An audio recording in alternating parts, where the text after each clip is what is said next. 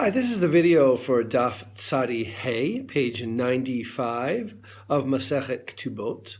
I am Joshua Kulp for Daf Shevui, coming here to you from the conservative yeshiva in Jerusalem. And I thought I would go over a little of the Mishnah that appears on the beginning of Tzadi Heh, and also talk about the psychology that lies behind the Mishnah, and also the source that appears a few lines later in the Talmud, and maybe some of the laws that lie behind it.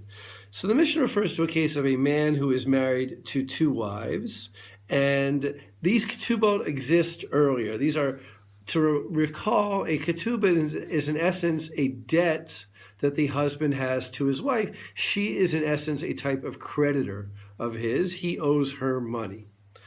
Umachar et sadehu, and he sells his field. Now, remember, when he sells his field, he has a right to sell any of his fields.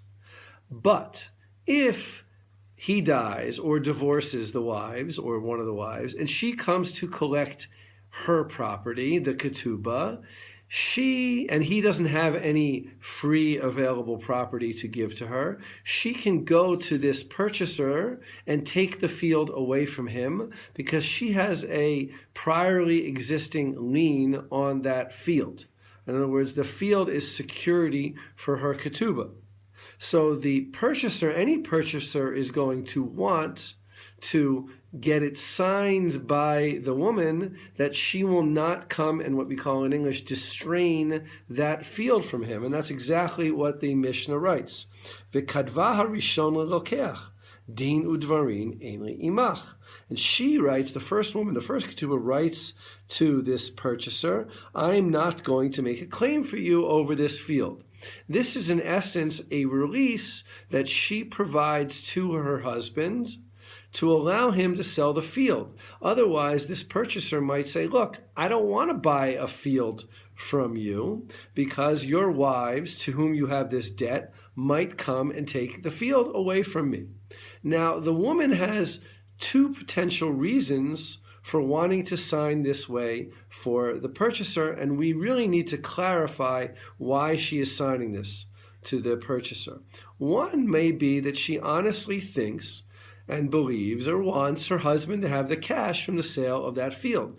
After all, if, let's say, they're hungry or they need money for whatever it may be, and he has a piece of property, it may be in her best interests to sell that field, in which case there's absolutely no problem whatsoever with her writing this. But as we learned in the next page, there may be pressure that her husband sort of subtly, or maybe without even saying so, puts on her, and later on she can say, Nachat ruach asiti livali. The only reason I was signing that was to keep the peace with my husband. After all, he wants to sell the field. If she doesn't sign, he won't be able to sell the field, and that will create all sorts of strife in the marriage. And while many of her rights are protected, no one wants to live in a marriage where they're doing something that has severely upset the partner.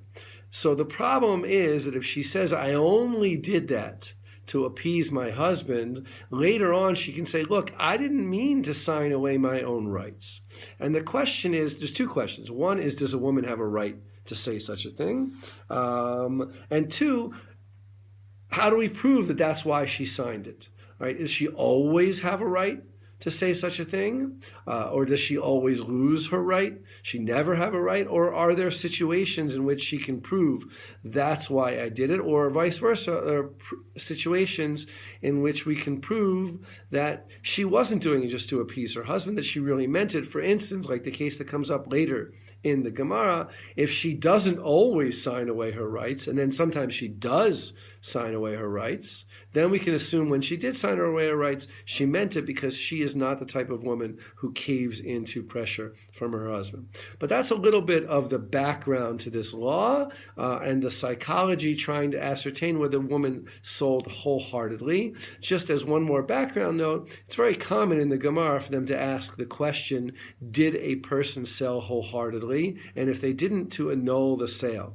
We don't generally think like that. We generally think that whatever your motivation might have been, that's not a criteria, because in the end, you sign that document and we can't get into people's heads. And if we tried to, it would overturn our whole economic system. People could be retracting sales, purchases, because they said they didn't really mean it. And that would cause a severe disruption to our economic system. But in the time of the Talmud, they did believe that if we could ascertain at least that a person didn't sell with full-heartedly or with intention, that the sale was not valid.